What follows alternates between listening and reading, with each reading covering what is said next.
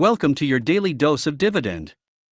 Bennett71 made a request in the comments for Walgreens.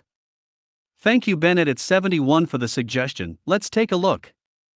Walgreens is a S&P 500 company within the pharmaceutical retailers industry.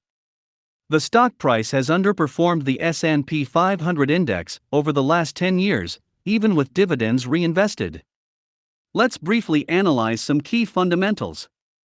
Data is based on a 5-year average. Sales growth, 2.5%. Earnings growth, -9.70%. Earnings estimates, 3.73%. Return on capital, 8.42%. Debt to free cash flow, 11.0 years. Share buybacks, yes. Now for some dividend metrics. Dividend yield, 4.05%.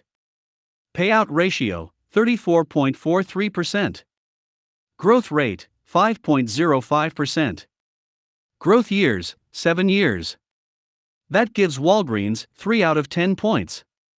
Ouch, that's a terrible score. You might want to reevaluate this company as a position for your dividend portfolio.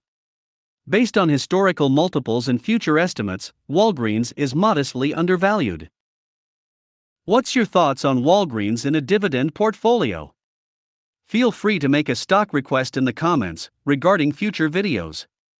Also, please consider subscribing and welcome back tomorrow for another quick analysis. Have a great day.